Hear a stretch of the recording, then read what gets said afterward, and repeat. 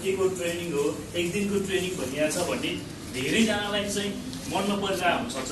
के को लागि बोलाइएको छ, अभिकर्ता बनियो भने चाहिँ राम्रो कमाइ हुन्छ, त्यसबाट पनि साइड इन्कम भनेर भनेको छ होला। अझ साथीहरूले कति साथीहरूले भन्नुभएको छ होला होइन, साइड इन्कम पनि त्यो अनुसार हुन्छ। र आज हामी नेसनल लाइफ इन्सुरेन्स कम्पनी लिमिटेडमा छौँ। National life insurance company limited भनेको के कम्पनी हो त भनेको हामी बिमा कम्पनी हो। बिमा कम्पनी, जीवन बिमा कम्पनी दुईटा हुन्छ। बिमामा पनि एउटा नन लाइफ हुन्छ, एउटा लाइफ हुन्छ। हामी चाहिँ जीवन लाइफपट्टिका भयो होइन। र यसमा हामी आज यहाँ उपस्थित हुनुको कारण के, हामी यहाँ उपस्थित भएर आज ट्रेनिङ लिइसकेपछि हामीले यहाँ कसरी काम गर्दाखेरि हाम्रो चाहिँ इन्कम जेनेरेट बढी गर्न सक्छौँ भन्ने कुराहरू चाहिँ आज हामी सिक्छौँ है। र इन्सुरेन्स गराउँदा के फाइदा छ, हामीले गराउने मान्छेलाई के फाइदा छ, गर्ने मान्छेलाई के फाइदा छ, यो कुराहरू पनि हामीलाई जान्न जरुरी हुन्छ। यो कुराहरू पनि आज हामी सशस्त्र रूपमा सिक्छौँ। आज सबै कुरा सिकिँदैन, किनभने यो ट्रेनिङ भनेको लगभग म आफै पनि बिमा क्षेत्रमा लागेको 10 वर्ष भयो। म आफै पनि इन्कम्प्लिट छु अहिलेसम्म होइन। सबै कुरा हामीलाई पनि भित्री कुराहरू हामीलाई पनि थाहा नहुन सक्छ होइन। तर सिक्दै जाने प्रक्रिया हो। आज एक दिनको ट्रेनिङले पुग्दैन हामीलाई। त्यसपछि फ्रिक्वेन्ट हजुरहरूले ब्रान्च भिजिट गर्ने, भोलि हजुरहरूलाई जसले यहाँ लिएर आउनु भएको छ उहाँ साथीहरूसँग सम्पर्क गरिराख्ने, ब्रान्चमा आउने, बुझ्ने, यहाँ डिफ्रेन्ट प्रडक्टहरू छन् होइन। National life insurance company limited यो कस्तो कम्पनी हो, जस्तै अब आज यहाँ धेरै अफिसहरू छन् होइन। हामीले आज नेसनल लाइफ इन्सुरेन्स कम्पनीमा बोलाइरहेछौँ। अब यो कम्पनी कस्तो हो त, भोलि हामीले त मार्केटमा अब बिमा गर्नको लागि भन्न जान्छौँ, हाम्रो रिलेटिभ्सहरूमा फर्स्टबाट स्टार्ट गरौँला, हाम्रो घर छिमेकबाट हामीले स्टार्ट गरौँला, कस्तो कम्पनीमा काम गरिरहेछौँ भन्ने कुराले धेरै कुराहरूमा फरक पार्छ। भनेको national life insurance company limited भनेको नेपालको सबैभन्दा पुरानो कम्पनी, 34 वर्ष पुरानो कम्पनी हो यो। अब अहिले मार्केटमा आइरहेको कम्पनीहरू धेरै छन्, धेरै कम्पनीहरू अहिले मार्केटमा छन् है।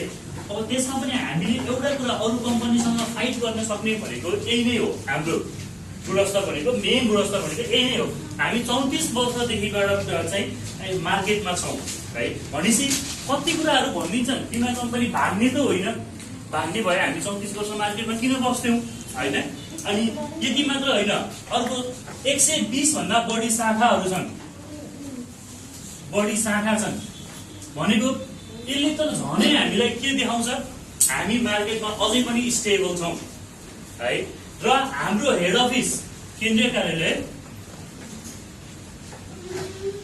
लाजिमपाटमा छ। लाजिमपाटमा भएको हाम्रो कार्यालय हाम्रो आफ्नै बिल्डिङ हो। 19वटा जीवन बिमा कम्पनीहरूमा 18वटा जीवन बिमा कम्पनीहरूको आफ्नै बिल्डिङ छैन, भनेको उनीहरू रेन्टमा छन्। र जसको छ त्यो national life insurance company limited मात्र हो। हाम्रो मात्र चाहिँ आफ्नो बिल्डिङ छ। त्यसपछि लगेर हामीसँग अरू मेजर, त्यो त अरूको सबै इन्कम प्रफिट त सबै छँदैछ। त्यो बाहेक पनि हाम्रो ठ्याक्क ठमेल छिर्ने ठाउँमा त्यहाँ 2 रोपनी जग्गा छ, जसबाट हामीलाई मासिक भाडा 1 करोड भन्दा बढी आउँछ। यो अर्को हाम्रो एउटा इन्कम हुने पार्ट हो।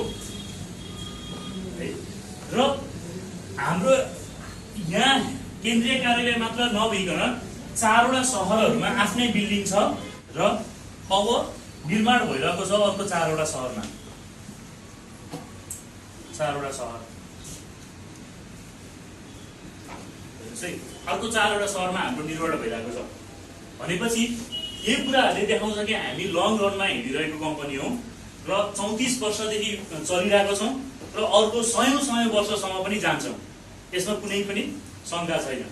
अब हेर्नुहोस्, योभन्दा पनि अझ मेजर कुरा के छ, 10% राष्ट्रिय वाणिज्य ब्याङ्कको हाम्रो सेयर छ, प्रमोटर हो हाम्रो।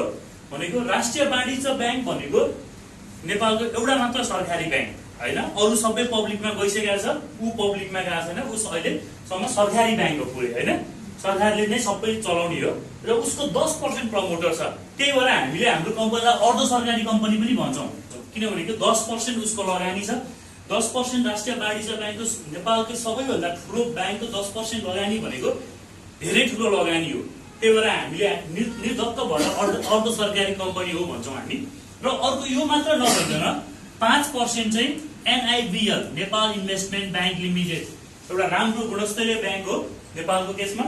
यो ब्याङ्कको हामीसँग 5% प्रमोटर छ र अरू भनेको जेनरल हामीले जस्तै सेयर हाल्छौँ नि हैन, अरू जेनरलबाट जाने भयो।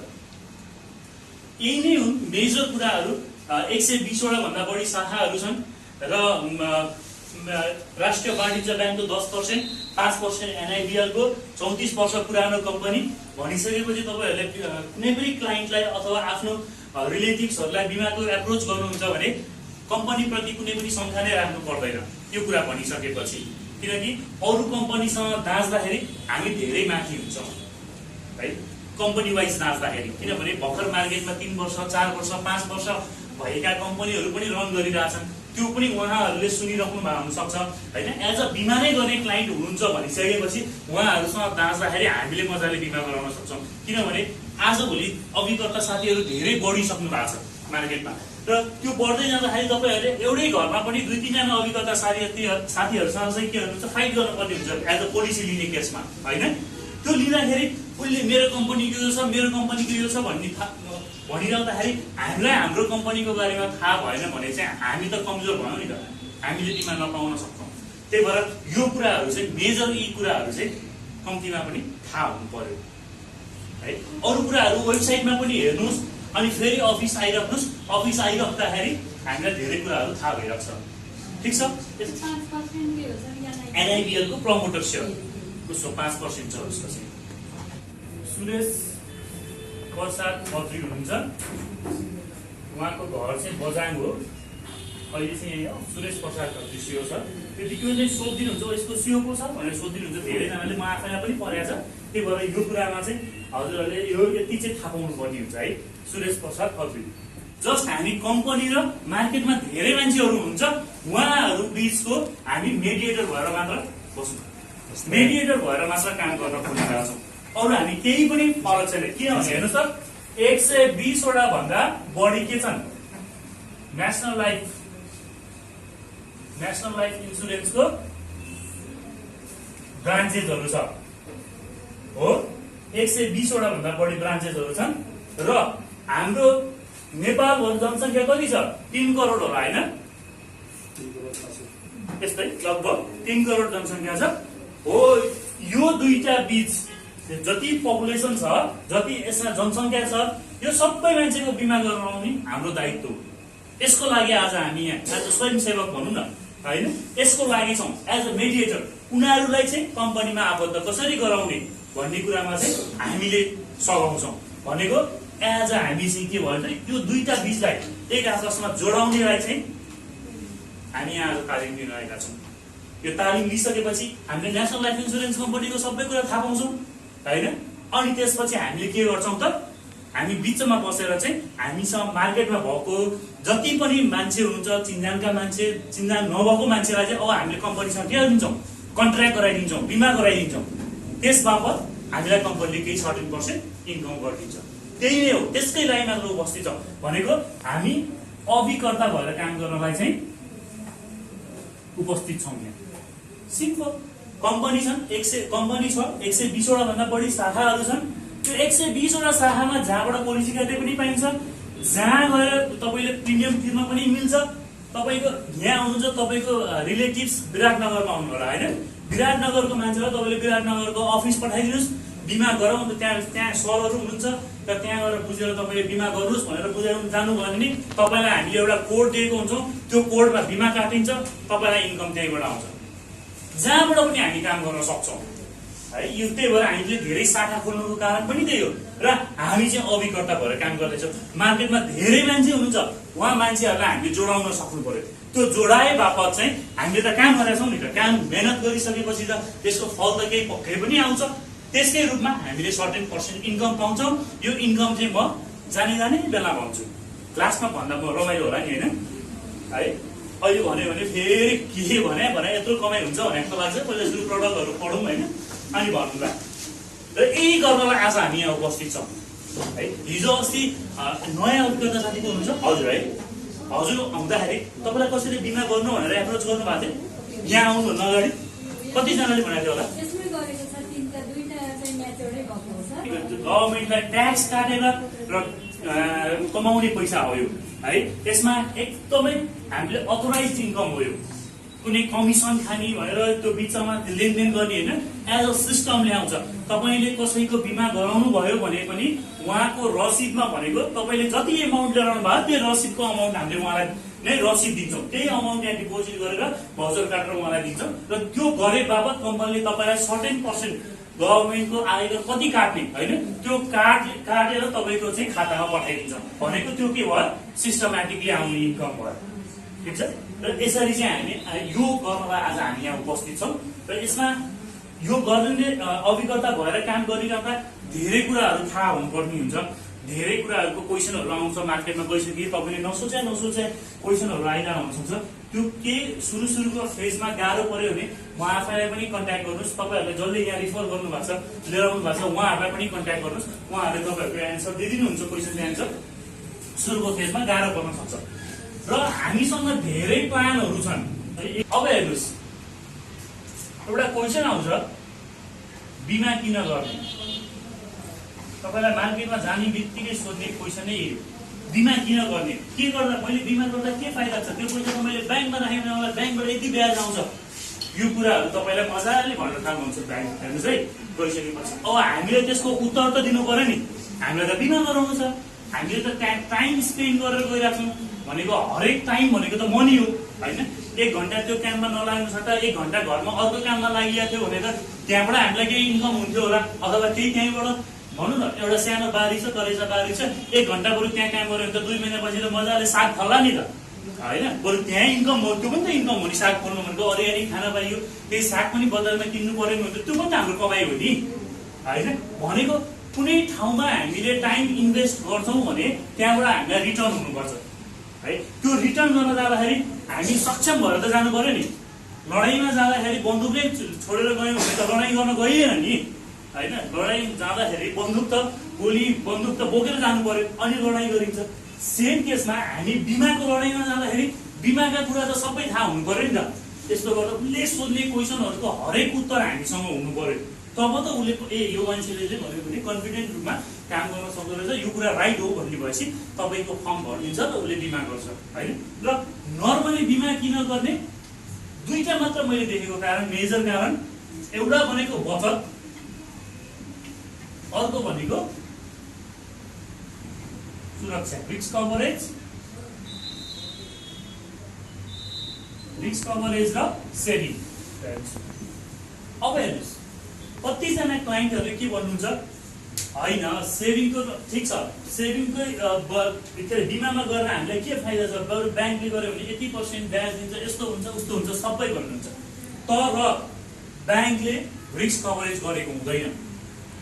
आज हामीसँग 1 करोड रुपियाँ छ, 1 करोड रुपियाँ ब्याङ्कमा लगेर राख्यौँ र भोलि हाम्रो केही गरी मृत्यु भएको केसमा त्यो 1 करोड निकाल्न पनि धेरै गाह्रो हुनेवाला छ। हामीले नोमिनी को राखेका छौँ, नाता प्रमाणका कुराहरू दुनियाँ गरेर ननिस्किने होइन, निस्किहाल्छ। तर अलिक झन्झटिलो प्रोसेस पनि हुनसक्छ किनकि ठुलो अमाउन्टको पैसा हुनसक्ला। तर हामीले बिमामा 1 करोड रुपियाँको बिमा गऱ्यौँ भने हामीले पैसा निकाल्न त्यति धेरै गाह्रो हुँदैन र हामीले आजको मितिमा 1 करोड लगेर बुझाउन पर्ने पनि हुँदैन। 1 करोडको बिमा गऱ्यो भने 5-6 लाख रुपियाँ हामीले बुझाउनु पर्ने हुन्छ। त्यसले केही नभएको केसमा हामीले बचत पनि गरिदिएर आउँछौँ र अन्तिममा हामीले बोनस सहित दिन्छौँ होइन, ब्याज सहित हामीले फिर्ता गरिदिन्छौँ। केही भएन, उहाँले जति वर्षको कन्ट्र्याक्ट गर्नुभएको छ हामीसँग त्यति वर्षको कन्ट्र्याक्टसम्म केही भएन भने हामीले उहाँले गरेको अमाउन्टमा हामीले सर्टेन पर्सेन्ट चाहिँ के हुन्छ, हाम्रो कम्पनीको रुल्स अनुसारको कति पर्सेन्ट दिने त्यो पर्सेन्ट अनुसार हामीले फिर्ता गरिदिन्छौँ। बिचमा केही भइहाल्यो भने त धेरै ठुलो रिस्क कभरेज हामीले दिन्छौँ। त्यो कुरा म अब भन्दै जान्छु है त। हेर्नुहोस्, बचत र सुरक्षा यो 2टा कुरा चाहिँ तपाईँहरूले सम्झिनु पर्यो, मेजर कुरा भनेको। र ब्याङ्कले नि गर्छ भन्दाखेरि ब्याङ्कले त रिस्क कभरेज गर्दैन नि त। यो कुरामा चाहिँ तपाईँहरूलाई चाहिँ उहाँहरूसँग खण्डन गर्न सक्नुपर्ने हुन्छ है। यही नै हो मेजर कुरा भनेको, बचत र सुरक्षा। अब हेर्नुहोस्, बिमा हामीसँग धेरै प्रकारका बिमाहरू छन्। त्यसमा सिम्पल बिमा जो कोहीले गर्न सक्ने, जस्तै बिजनेसम्यानले पनि अथवा कुनै संस्था अथवा कुनै हस्पिटल एज अ सरकारी जागिर जसले मासिक रूपमा तलब खानुहुन्छ उहाँहरूले पनि गर्न सक्ने भनेको नर्मल सेभिङ गर्दै जाने। 15 वर्ष, 10 वर्ष, 20 वर्ष, कति वर्षको लागि बिमा गर्ने सरल गर्दै जाने र त्यसपछि चाहिँ केही नभएको खण्डमा आर्जित बोनस पाउने त्यो एउटा बिमा हुन्छ। त्यसलाई भन्छ हामी सावधिक बिमा, सावधिक जीवन बिमा, कर्मल बिमा हो यो। जस्तै अब बिमा गराउँदाखेरि के कुराले फरक पार्छ यो कुरा थाहा पाउनु पर्ने हुन्छ। एउटा भनेको बिमामा सबैभन्दा मेन भनेको एज हुन्छ, कति वर्षको मान्छे हो है, एज अनुसार उसको तिर्ने प्रिमियम शुल्क चाहिँ निर्धारित हुन्छ, एज उमेर। अर्को भनेको अवधि, टर्म, अवधि, र अर्को भनेको बिमाङ्ग रकम भनिन्छ, समेस्यर, कतिको गर्ने, यो कुराले मेजर फरक पार्छ।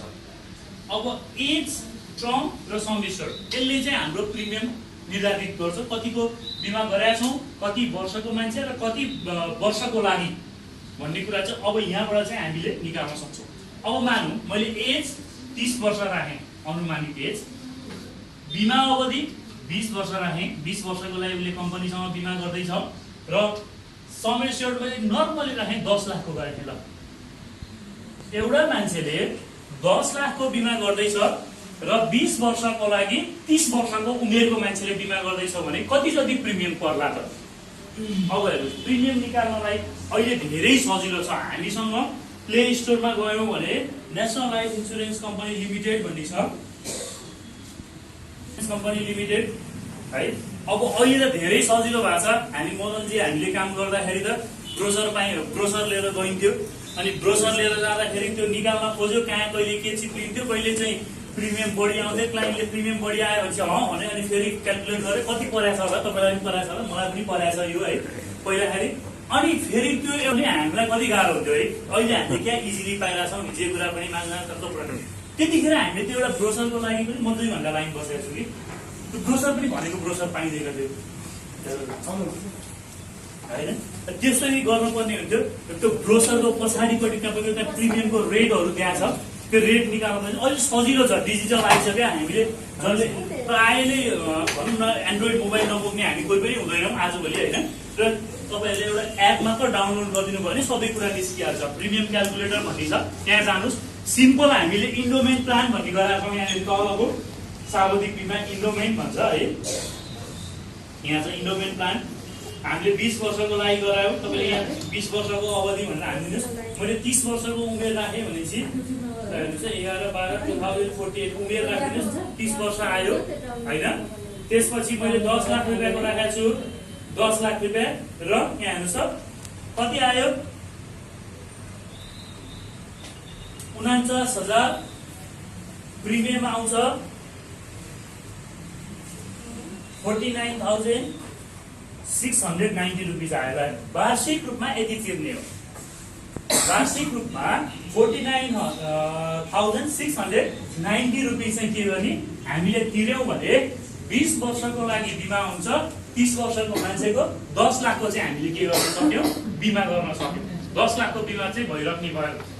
यसरी हामीले प्रिमियम निकाल्न सक्छौँ है। अब हेर्नुहोस्, यो निकालिराख्दाखेरि अब यसलाई कसरी तिर्ने भन्ने कुरा हुन्छ होइन। यसलाई तिर्दाखेरि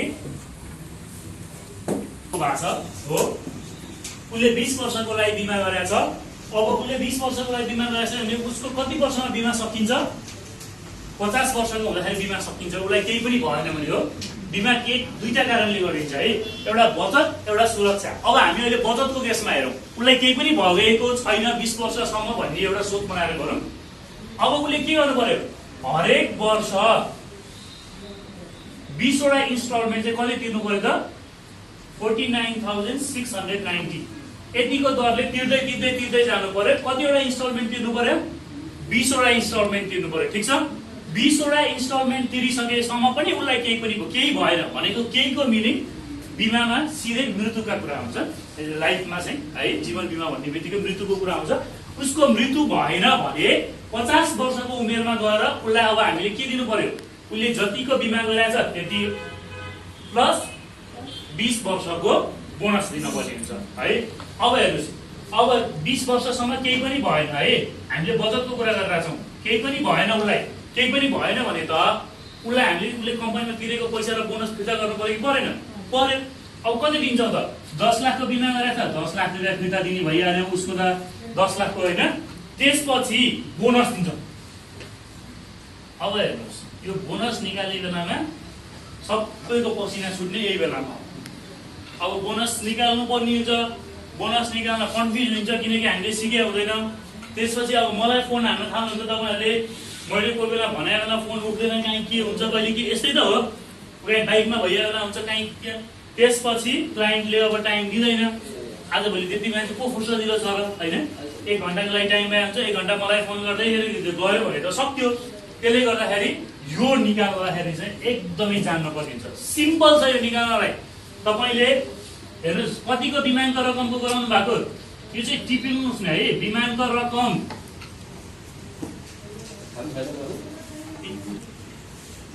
इन्टु अवधि कति वर्षको लागि बिमा गरेको अवधि